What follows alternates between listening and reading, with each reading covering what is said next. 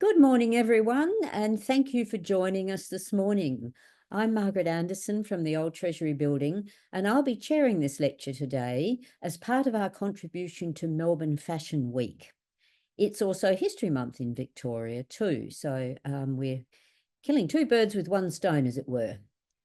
But first, I would like to acknowledge that I'm speaking to you from the unceded lands of the Wurundjeri Woiwurrung people of the Kulin Nation. We thank them for their care of culture and of country and pay respects to elders past, present, and emerging. I also welcome our distinguished speaker, Dr. Lorinda Cramer, who has a real treat in store for us this morning. We asked Lorinda to speak because we have at the moment on display a lovely mid-19th century sewing box that was used in Victoria for many years. It's part of our current exhibition, Belongings, Objects and Family Life. And we could think of no one who could speak with such authority about this and other similar objects than Lorinda. Dr. Lorinda Cramer is one of the foremost historians of dress and fashion in Australia.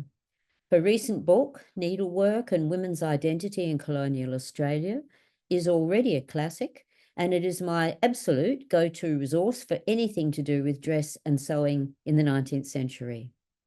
When not writing about dress and needlework, Lorinda is a lecturer in cultural heritage and museum studies at Deakin University. And her lecture to us this morning is entitled Old Clothes and New Looks, Lessons from the Past. Welcome, Lorinda.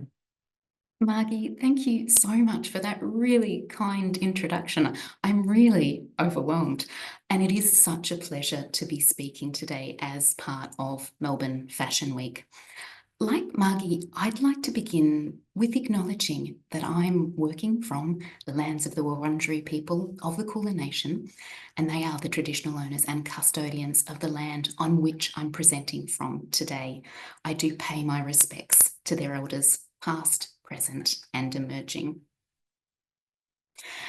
This black papier-mâché sewing box, currently on display in the Old Treasury Building's Belongings exhibition, would once have been both commonplace in and essential for many homes. This box and others like it, filled with needles and threads, thimbles and scissors, ribbons and buttons, helped women to create new looks from old clothes. I'd first taken a deep dive into a history of fashion adaptation and reuse when I was writing my PhD, then later my book on women, their clothing, and their needlework in Gold Rush, Victoria.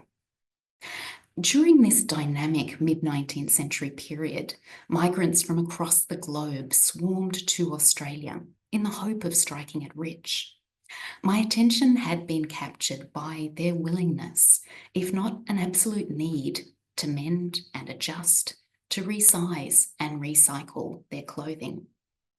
This was documented in their letters and their diaries. It was visible in their clothing that survived and found its way into museum collections. And I suspected it was also captured in photographs, though when it was still skillfully executed, it was difficult to see. A range of practices that extended the wearable life of clothes emerged, not just over years, but across decades and through generations. In Gold Rush, Victoria, clothing was not something to be discarded of without first having been restitched, remodelled, or repurposed to ensure a long life. And so, conscious of the pressing need in the present for more circular and sustainable fashion, today I'll explore how sewing boxes like that in the Belonging exhibitions were used, what could be achieved with the tools and materials they held, and what lessons might be offered from the past. There are consequences for making our clothing last now, as I know many of you will be well aware of, just as there were during the Gold Rush, though for different reasons. In the mid-19th century, people might only have a few changes of outer clothes. Now, thanks to the Australian Fashion Council's Clothing Data Report that draws on data from 2018 and 2019, we know the average Australian purchases 56 items of clothing each year. The report sent shockwaves across Australia with this and other sobering statistics when it was published in 2022. Back then, scarcity and high costs drove people to make careful choices and subsequently to wear their garments over long periods. Now, fast fashion offers Australians, voracious consumers of clothing, the latest styles at the lowest prices. With a quick click, an endless stream of the latest styles are delivered by online retailers at breakneck speed. Then, clothing passed through many hands to be worn on many bodies before meeting its end of life as rags. Now, sold cheaply, worn briefly, and then quickly disposed of, fast fashion takes a devastating environmental toll. Our thirst for fashion produces searing amounts of textile waste, with some of our offcasts exported to countries ill-equipped to deal with it. And this waste sits in mountains of landfill, its synthetic fibres unable to break down. We have an overconsumption problem. As clothes are disposed of, sometimes following a single wear, endless new ones are produced to replace them. We also have an oversupply problem. Between 10 and 40% of clothes made globally are never sold, representing billions of garments. This rapid model of production and consumption is only possible through the use of exploited workers in the developing world who toil for an insatiable Western market. No, I should say exploited workers in the clothing trades are not new, as I'll show you shortly. So today I ask, what might we learn from the commonplace practices seen in Gold Rush Victoria that kept clothing wearable across many years? So across the next 45 or 50 minutes, I'll explore a number of different threads. I'll begin by setting the scene in mid-19th century Victoria, a time of rapid change and massive growth. I'll consider different forms of needlework and sewn products to build up a picture around women and men's skills with their needles. I'll then turn to primary sources, including sewing guides, letters, diaries, artworks, and photographs, pointing to evidence of the practices of keeping clothes wearable. I'll also tease apart the attitudes to this work. And to finish, I'll move to surviving examples of clothing that bear traces of mending, reuse, and adaptation. I've had the absolute privilege of looking slowly, carefully, minutely at the rich clothing collection of the National Trust of Australia Victoria for this evidence. And I'd like to thank the Trust for opening up the collection to me and for allowing me to work with its senior curator and historian, the hugely knowledgeable Lizzie Anya-Petrivna, to identify and document past practices of refashioning. Our aim is to better understand past attitudes surrounding the extended life cycle of garments, fashion circularity and waste, and to highlight the lessons these past practices and attitudes provide us in the present. We consider these garments through the lens of slow fashion, a movement in the present that takes inspiration from the past. Slow fashion, as a counterpoint to fast fashion, asks consumers to be aware of its many processes and resources required to make clothing. It's driven by a desire for reduced production and more mindful consumption, reminding us of a time when clothing was a significant long-term investment and when throwaway fashion was unthinkable. So, following that introduction, let me set the scene for my historical context, beginning at the Liverpool docks in 1854. As the SS Great Britain set sail, 24-year-old Maggie Brown waved her sister Jane goodbye. Maggie then picked up her pen, writing to Jane of that moment. I was losing sight, the last of my kind friends in Scotland, and my heart was like to break. But the worst is past, the step is taken, and I do hope it will be for the best. Maggie was sailing to the rapidly developing colony of Victoria to marry her fiancé, James Huey. Like thousands of other young men, James had joined the rush to Victoria following the explosive news of the discovery of gold with his brother Thomas and their brother-in-law, Andrew Hamilton, 2 years earlier. They quickly realised that digging was a rough life with plenty of hard, dirty work, as they called it. Travelling to the far side of the globe was a gamble, certainly, but one that offered the tantalising prospect of a better life. Maggie arrived in Port Phillip almost 4 months after waving Jane goodbye. And from her new cottage in Collingwood, James reassured his new in-laws of Maggie's comfort, writing, "I wish you could just see the 3 of us sitting around the wood fire after tea, enjoying our smoke and our conversation, and Maggie sewing or knitting. You would say we were more to be envied than pitied, even though we are 16,000 miles away from all old friends and associations." This vignette in which James, Maggie and Thomas sit together after tea is unremarkable, but it highlights something that I'd like to underline in this early part of my presentation, as it has bearing on the second part. Throughout the 19th century, needlework was, beside bearing and raising children, the defining work of women. That Maggie sat by her fire sewing or knitting, a sewing box beside her, is an image replicated many times over in homes across the British world. Needlework was a common thread that ran universally through girls' and women's everyday lives, whether they were at home in Britain, in the developing Australian colonies, or settling elsewhere across the empire. In this staged photograph from Victoria around 1865, for example, the woman at the right stitches away at something that resembles a decorative piece for her home. It might have been an embroidered item to decorate her parlour, to be laid out on an armchair, a side table, or a mantelpiece, perhaps.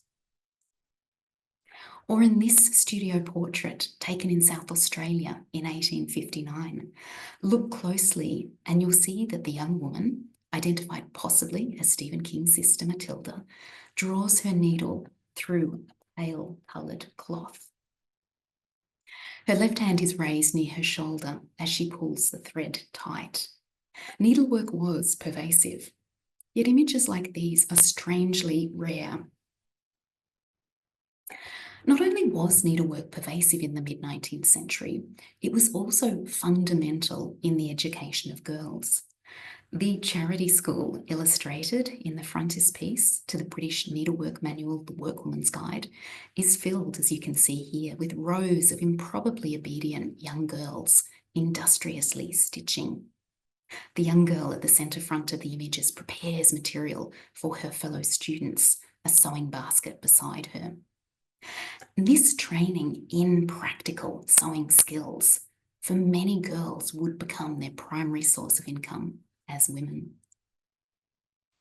Large numbers of women worked in the needlework industry to earn their living. Some suffered exploitation and poverty. Captured in this painting, titled The Song of the Shirt, after the popular British poem by the same name, exploited needlewomen became a symbol of increasingly troubling class divisions. The poem had first been published in 1843, with its writer Thomas Hood's haunting first stanza reading, "With fingers weary and worn, with eyelids heavy and red, a woman sat in unwomanly rags, plying her needle and thread, stitch, stitch, stitch." Girls destined for domestic service also learned valuable skills through stitching plain sewing samplers. Plain sewing spanned making simple clothing, nightwear and underwear, and various items of household linen and furnishings. It also comprised mending and darning and the ever-present need to alter existing textiles. Simple stitches such as running and backstitch were used, in addition to various hemming stitches and techniques, ranging from gathering to buttonholes that were taught to girls through their plain sewing samplers. Anne Trotter's sampler book, completed in Ireland in 1840 and carried with her to Australia, is an example of one of these plain sewing samplers. Anne attended school in Ireland as part of the system of public education tailored to the working and poorer families' children. She worked a number of examples of needlework, ranging from mending and buttonholes, seams and patchwork, to miniature garments that you see here that she pinned or pasted into her book. And that Anne brought her book of plain sewing samplers with her when she migrated to Australia in 1844 is no coincidence. She could use these as evidence of her skills in a range of plain sewing applications that would be required of her in domestic service.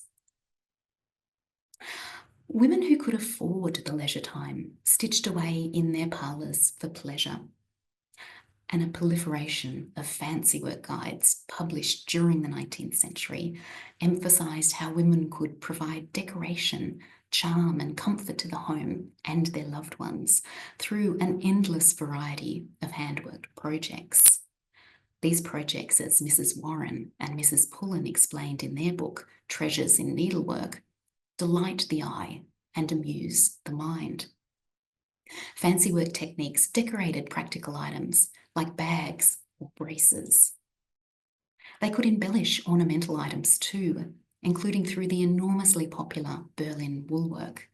And this Berlin woolwork pattern, and others like it, provided women with an aid to creating colourful scenes or patterns for the home. But many women worked on a myriad of needlework as an incessant daily chore, like making relatively simple items of clothing, including undergarments. Worn closest to the skin, underclothing provided a barrier between outer clothing and bodily secretions, protecting structured and expensive clothes. Once soiled, their cotton fabric was easier to wash than dresses, for example, that could be made from many metres of fabric. For this reason, most wardrobes commonly contained a far greater number of undergarments than outer clothing. And mid-century immigrants' guides, like this one from John Capper, encouraged women with free passage to Australia to carry plenty of undergarments, including chemises and petticoats, as you see here.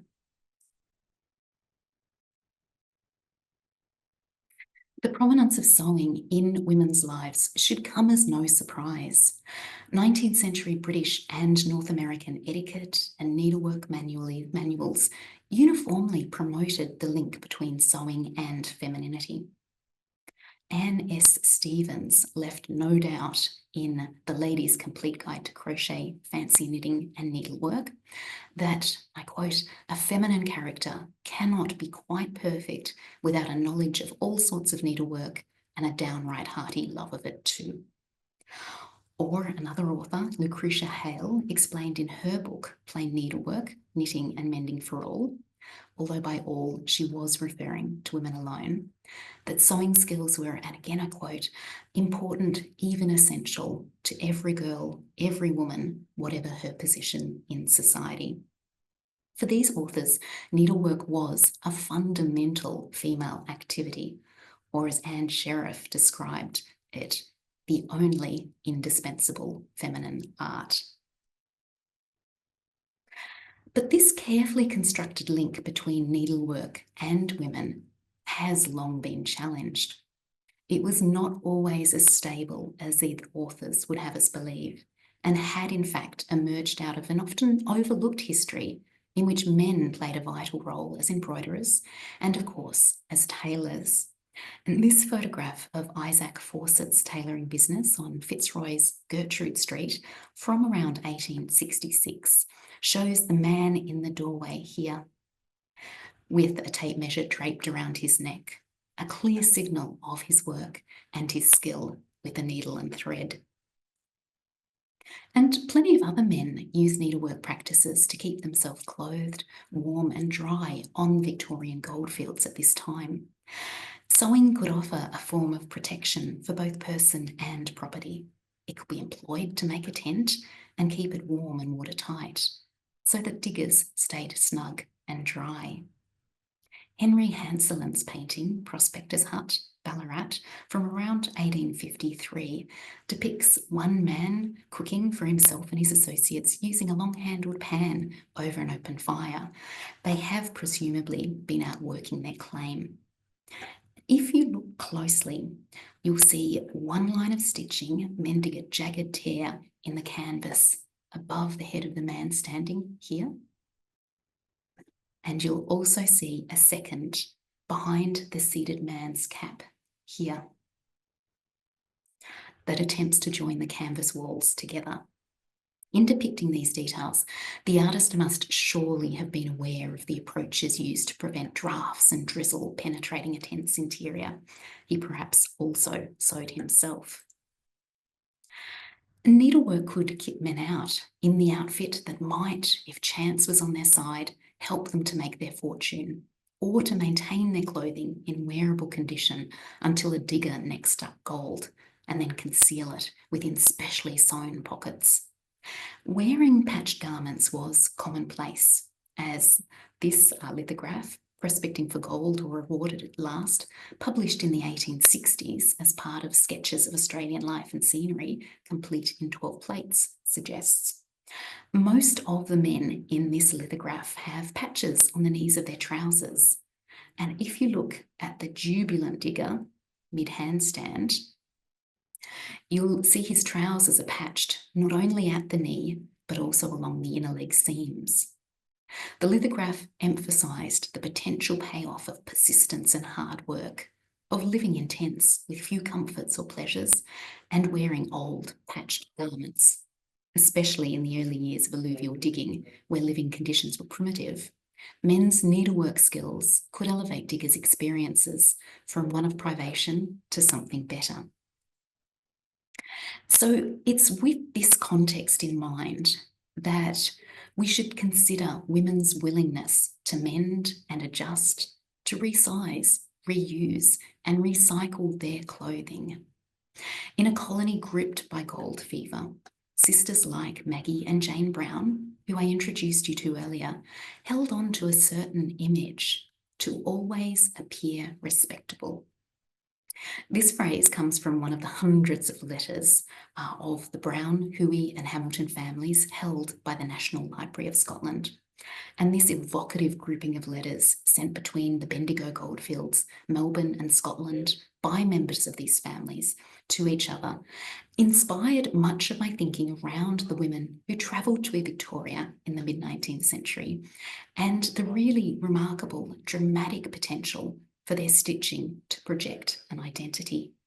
Sisters like Maggie and Jane Brown, or following their marriages, Maggie Huey and Jane Hamilton, were remarkable, adaptable women. And though one had earlier waved the other goodbye, they would see each other again, though in tragic circumstances, when Jane arrived in Victoria to care for her dying sister. Maggie and Jane were alert to the power of their dress and the importance of their skills in needlework as they made a place for themselves in their new homes in Australia. Many scholars have written about how dress speaks a language. It's signs read by peers who pick up on cues communicated not only through fabric and cut, but also through the evidence of wear, maintenance, and cleanliness. Respectable, genteel women aimed to dress with modest good taste. But good taste was difficult to define, though many agreed it began with sensible, restrained purchases that suited the occasion for which it would be worn. Respectability in dress relied on making the most of a small wardrobe, and women might have only a few gowns to wear, with plenty of undergarments to protect them from bodily soiling. So when Jane married Andrew Hamilton in 1860, for example, she briefly recorded the gowns that made up her wardrobe. Jane described a black silk gown, a violet brocade gown, and what she called a very handsome lavender one. The third, she noted, was perhaps a poor choice. It was too pretty for the street, she explained, and she'd hardly been out in the evening to wear it, though it was well suited to returning calls. Jane wore her gowns over long periods, as did many of her contemporaries. When she wrote to her mother in 1864, 4 years after her marriage, for example, she described, "I have not bought almost any article of dress since I was married, except a little in February for mourning." Jane likely purchased something black to convey a straight state of sorrow, as 19th century mourning conventions demanded.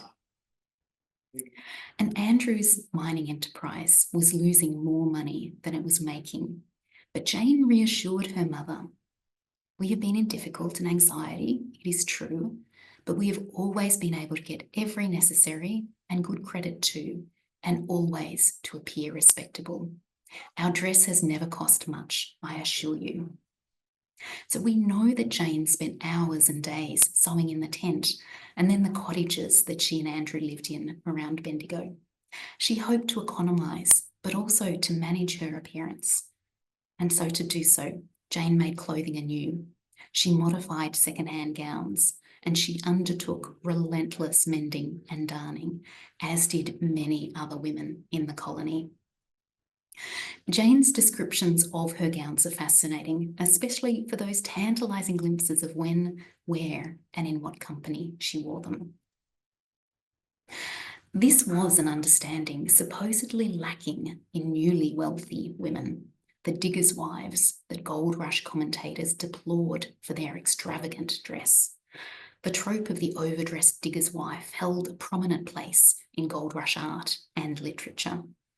She appeared in a startling array of finery on her wedding day and celebrated in riotous style in an open, fancy carriage, as illustrated in S.T. Gill's lithograph of drunken revelry, Digger's Wedding in Melbourne.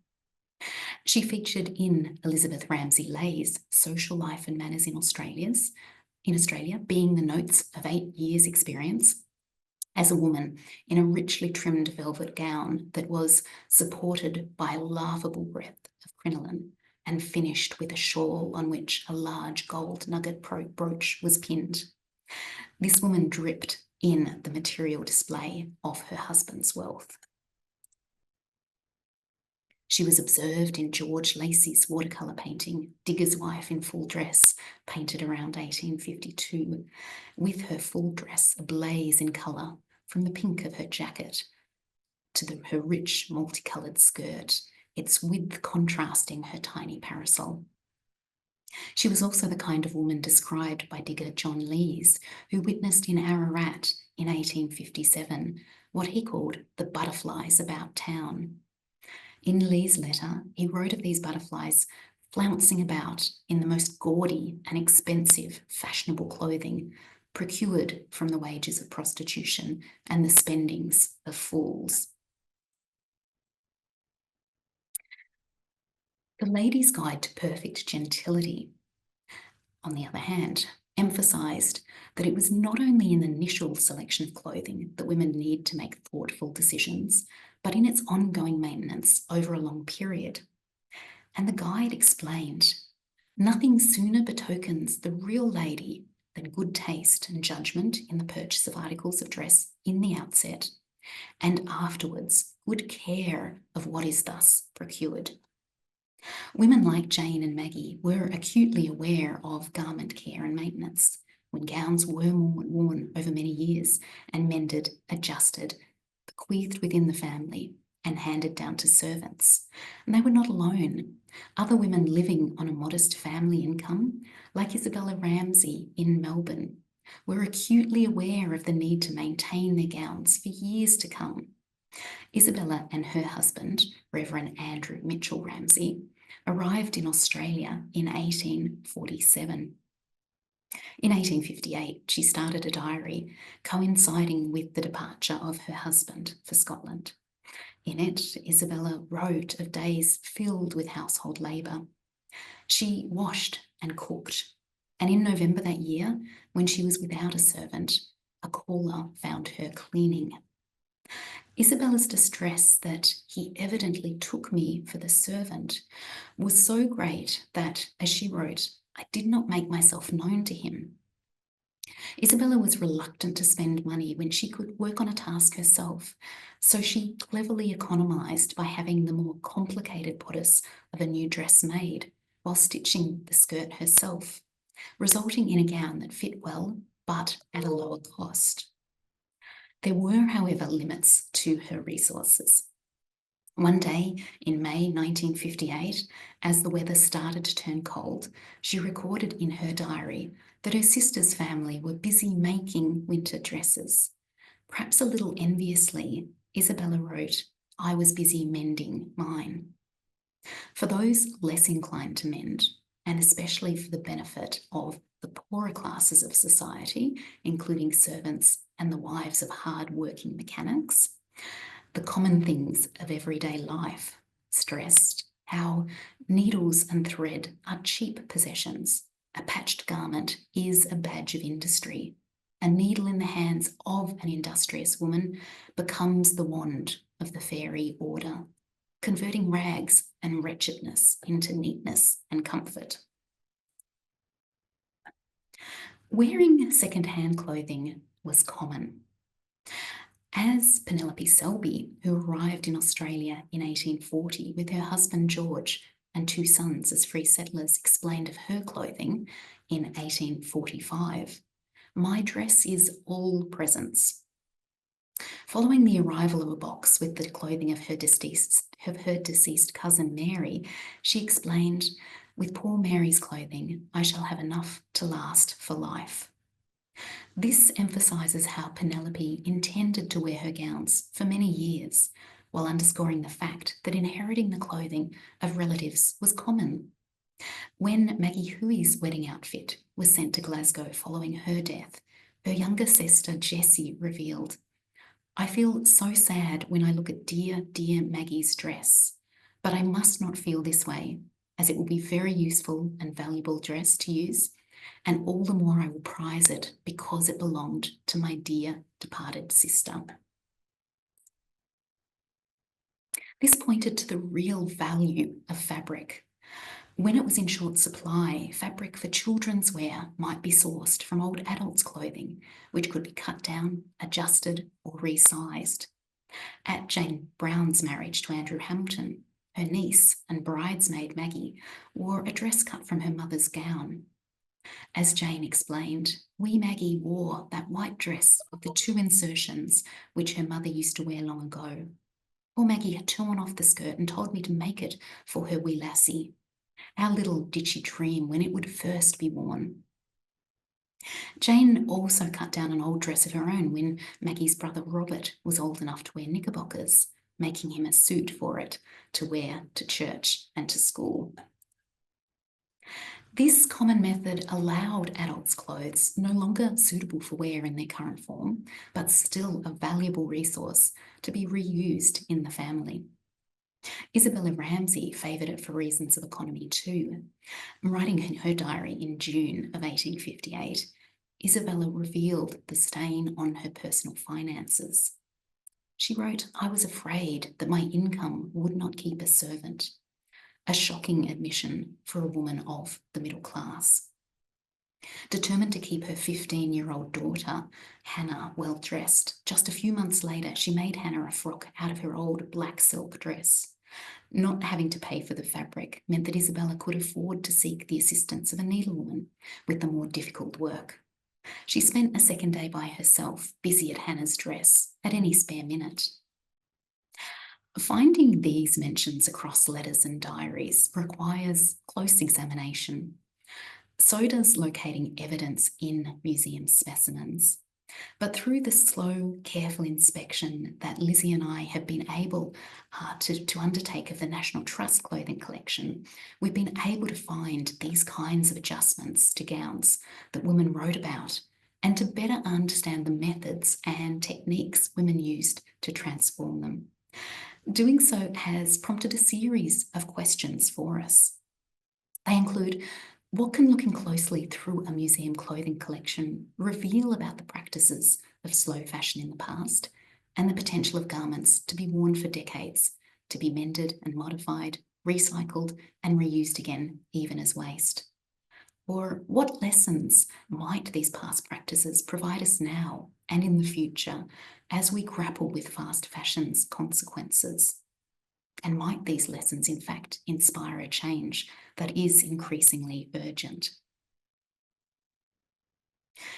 Techniques for refashioning could be as simple as attaching new trims, braids, or buttons. This changed the lines of a garment and added new colour or texture. Retrimming could also update a gown's appearance, rebalance the silhouette, or draw the eye from one part of the gown to another, newer feature. The brown velvet trim on this gown from the mid-19th century provides the perfect example. Its bodice is joined at the waist by a set-in band, and it buttons up the front to the neck. The neckline would likely have been finished with the detachable collar, fastened at the throat by a brooch. Looking closely at the trim, you'll see this inner ribbon here is a deep chocolate brown, but the second band is a different tone, a chestnut brown. This suggests to us that the velvet trims were added at different times. And peering inside the bodice reminds us of something else. The large, rougher stitches used to attach the trim that you'll see running through here and here is vastly different to that which constructed the rest of the gown. And this makes sense. Tacking on the velvet trim would help this cycle of trimming and retrimming continue again and again. That the velvet trim was added later is also suggested by the fact that neither of these velvet ribbons are finished neatly inside the waistband. And even the waistband itself appears to be a later addition. The fabric used runs down the grain, as you can see here, rather than across it. So if you take note of the pattern, you'll see the short lines are horizontal on the bodice and skirt, here and here, here and here, but they're vertical on the on the waistband itself. There is also a seam that you'll see here on the back that's placed not at the side, but awkwardly towards the middle. And looking next at the skirt's pleats reveals those at the back are cartridge pleats, the very fine pleating that you can see here, while those at the front are formed into wider knife pleats. And it was not uncommon for skirts to be unpicked and resewn. Skirts evenly pleated around the waist to give a bell shape popular through the 1850s were later unpicked at the waist seam to flatten the skirt's front and to draw the bulk of the fabric to the back. Where adjustments like this appear, it seems likely that the gowns were worn over decades, from the 1850s to the 1860s at least, if not beyond. And skirts were also lengthened or shortened to suit different heights from one wearer to the next. Some were lengthened immediately below the waistband, as skirt hems at the time were usually lined with a strong braid and hardy cotton fabric to help prevent wear and soiling when they skimmed the ground. With skill, women could also take seams in or out to respond to changing body shape, to refit a second-hand gown, or to replace or refashion part of a gown, including sleeves that changed in shape and size, so that they were more closely aligned with current silhouettes. This pink silk gown is likely to be an 18th century or even early 19th century dress we reworked after the mid-century. It's unusual in many ways, and the peplum, for want of a better word, at the front is one. Another is the widening of the square neckline at the shoulders by simply turning the shoulders under and restitching to tack them in place, as you can see here. The sleeves also appear to have been taken out and refitted with smaller, tighter stitches to secure them. You'll see here. That the dress was refitted to another person is clear in the side seams. These have been unpicked once and taken in on both sides for a smaller torso. You see the unpicking line here and the restitching line here. An additional dart has also curiously been added to one side of the bodice only, here. Adjusting a bodice could be a challenging task when the aim was to create a smooth, close fit between fabric and torso. For those who put on weight, an expanding waist could be accommodated through insertions of fabric at the bodice side seams, using excess skirt fabric if available. Another technique was to attach an additional piece of fabric at the centre front of a front fastening bodice to increase the width. And though this gown is from a later period to most of the others I'm showing you today, it displays some very unusual reworking to adjust the front closure. The previously used buttonholes have been sewn together, and additional, visibly different cloth used in the internal closure of the bodice. You can see the different colours here and here. This gown has another two features that I'd like to point out. One thing that I'm often disappointed by in my clothes today is that not all of them have pockets. This was a frustrating experience in the 19th century too, with many gowns and skirts having had pockets inserted at a later date. So on the left here, you'll see a small pocket was sewn into the dart at the waist, perhaps to hold a watch. We've been really excited too by the number of gowns that have had underarm shields that you'll see here sewn into them. These shields protected the gown from wetness, perspiration stains, and deterioration. They provided a valuable layer between armpit and gown, helping to make clothing last when the underarms could be the first point of staining and discoloration. For those gowns already stained at the underarms, another technique could be employed. This brown watered silk gown from the 1850s, with its spectacular sleeves trimmed with bows, braid and frills, might be enough to distract you from the fact that someone has carefully sewn matching cloth onto the underarms to disguise the stubborn sweat marks.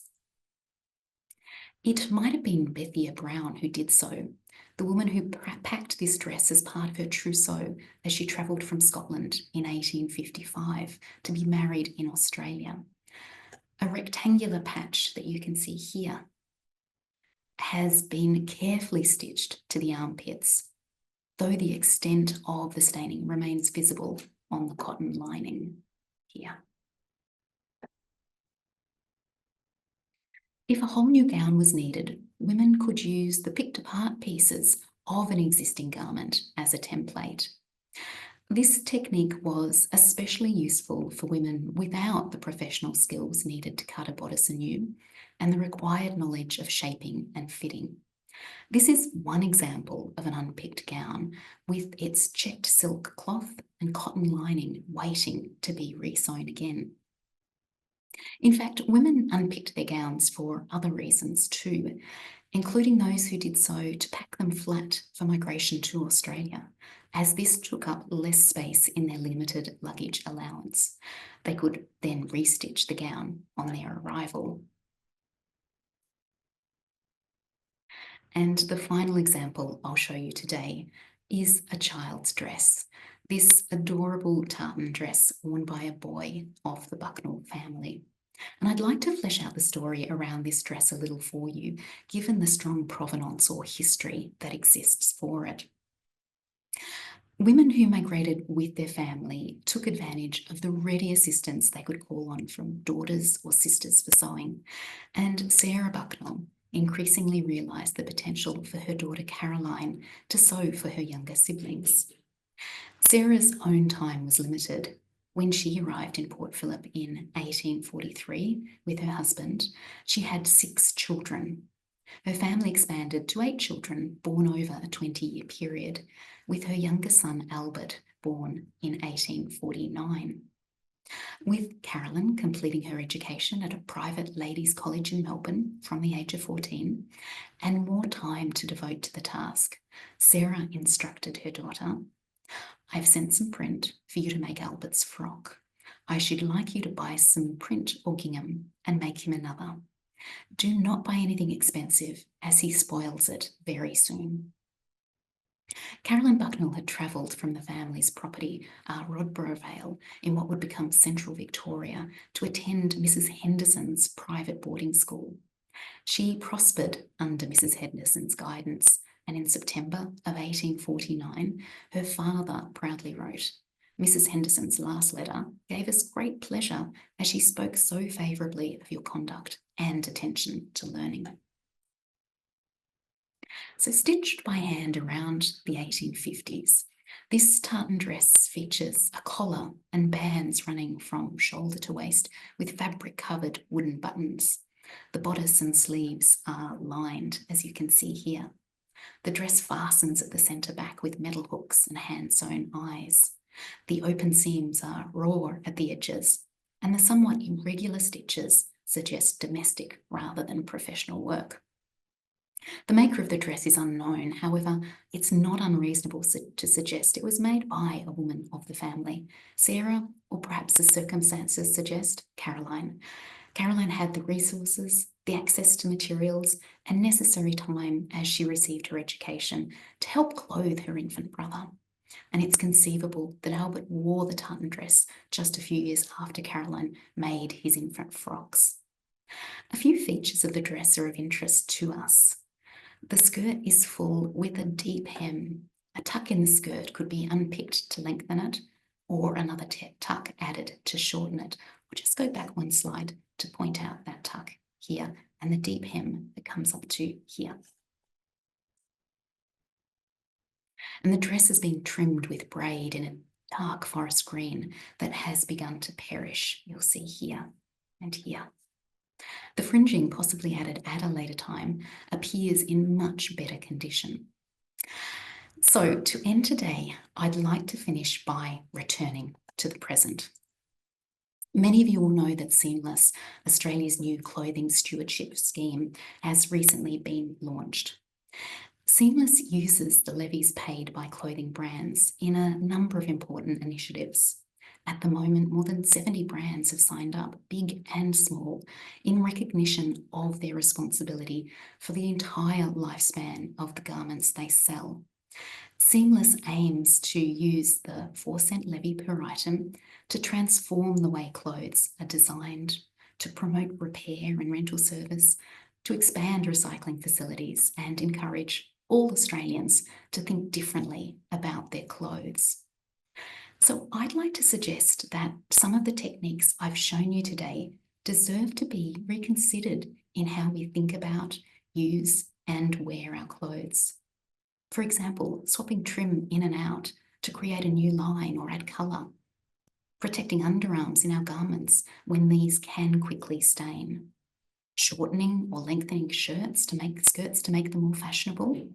Swapping sleeves in or out, or remaking garments altogether. And recognising the value of cloth and clothing to be recut into something new. And I dare say some of you are doing this already. Good clothes should survive in our wardrobes for many, many years, transforming over time, just like those I've given you examples of today did more than a century ago. So thank you everyone very much. Lorinda, thank you for that truly marvellous lecture. It was just wonderful. Thank you so much. My pleasure, Maggie. We do have one question already. I had a few prepared, but we do have one here from Pauline. So let's begin with that one. And she starts by thanking you for a great talk.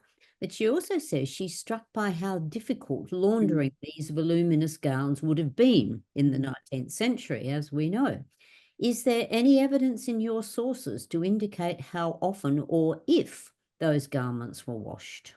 Yeah, hello, Pauline. This is a great question. What women would tend to do before they would wash a gown is to use a number of different techniques. Washing was really, the the final or the most difficult part of cleaning a gown. So for example, gowns would often get dirtiest around the hemline. So I mentioned that they often had a thick braid and a very hardy cotton cloth sewn on the inside that could take up some of the dirt from the fabric. What women would do would be to brush their fabrics to try to keep them clean of particularly dirt and mud down at the hem. But certainly women did wash their outer gowns. One of the problems with this was that often it did not happen very often. And I actually haven't got any sources to say from any women how regularly they washed their gown. They would unpick parts of the gown so that they could perhaps just wash parts of them. But one of the problems, they were not sure whether the dye would run, for example, around this particular time. So the mid-19th century, you'll know, was the rise or the explosion of aniline dyes, where suddenly there were really rich colours available for cloths. So we saw an enormous range of very brightly coloured dresses being made around this time with these new, more colour-fast cloths, but still with the potential to run in particular ways. So, Pauline, I'm sorry, I haven't answered with any precision there, apart from to say that there were a range of other kind of cleaning and maintenance techniques that would be employed before a gown was washed. I hope that answers that question. And I think too, Lorinda, it's right, isn't it, that often cupboards rather than wardrobes were had holes drilled in them, Mm, and sometimes to the outside actually, so that garments could be hung up and aired, as yeah. people used to talk about airing the garments. So I suspect that was also partly a bit of a halfway house. But just from your own evidence, it's very clear that women might have only had 2 or 3 gowns. And Yeah. so the ability to wash them was limited, I suspect. Mm, mm. And a lot of the fabrics also shrunk, didn't they? They did, they did. And Maggie, you're so right. What has long fascinated me is the idea that women could clearly very capably go through life looking, very respectable, as these women phrased it, with only a couple of gowns. You would be seeing your friends wearing the same gown again and again and again. There was no shame in wearing the same frock, for many years. And I think that's one of the reasons why I'm so intrigued by this idea of changing that gown. It may be ever so slightly, or it might be quite a significant modification, but this idea of simply sewing on a new coloured ribbon to give that gown, a new appearance, to add a different colour or a different texture to it, I think is something that, really speaks to this idea that you can make old clothes look new again in very different ways, to give them this sense of excitement by using techniques like this. Indeed. Now, there's a very interesting question here, Mm. Lorinda, which will test your skills in sewing. I know you have considerable skills in sewing yourself. Um, Now, that it starts by thanking you for a very interesting talk. Wondering if you have seen any examples or have any advice on how to swap out sleeves in a garment. For example, I'm making a summer dress right now with short sleeves and was thinking about making a set of longer sleeves and swapping them over for winter. So, are there any special construction techniques which you've observed? And one of the things that this person is wondering about is whether, if the fabric is being stitched and unpicked, it will then begin to fray, and what one can do about that. Mm. That is really such a great question. And as Lizzie and I have been looking through the National Trust collections, there definitely are examples of these sleeves being taken out and replaced.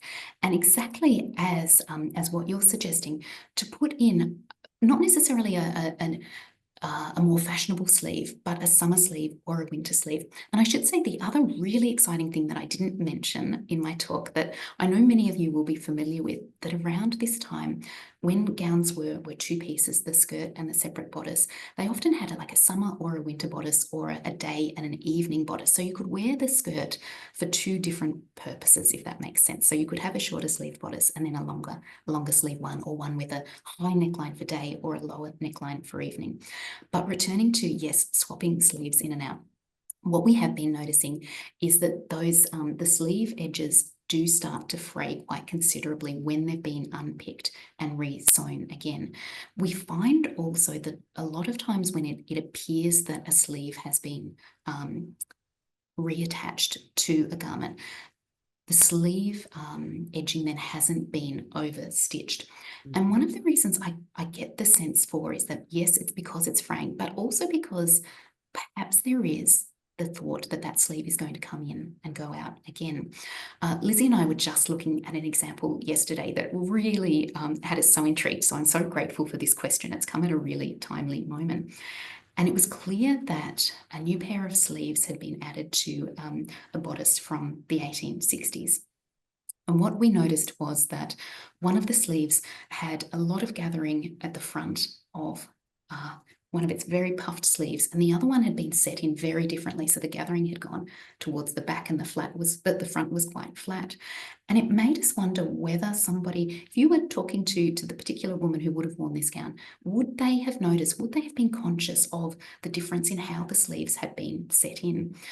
So I think for that question, one of the things that was obviously quite difficult to do was to have a puffed sleeve and to set it in so that you had your gathers really evenly around the sleeve line.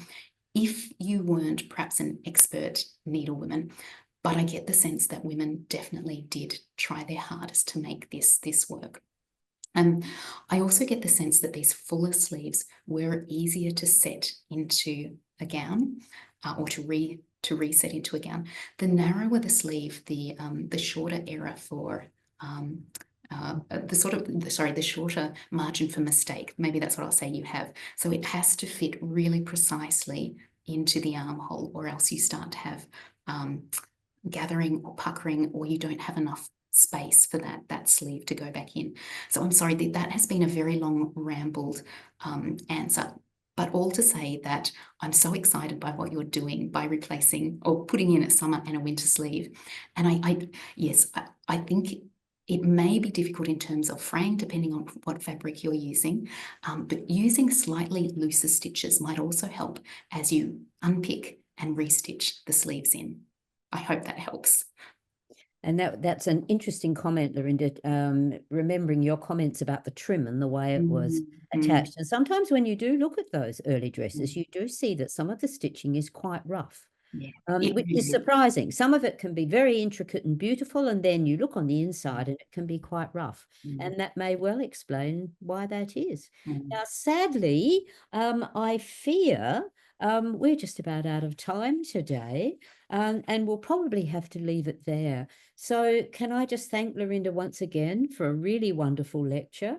Thanks to all of you for listening, and those of you who had questions, thank you. I hope we've answered them adequately. If you want to listen again or to recommend the lecture to your friends, the recording will be available on the Old Treasury's YouTube site in the next day or so. And please do keep a lookout for our lecture program next year. There'll be lots more of interest. In the meantime, thank you all and good afternoon.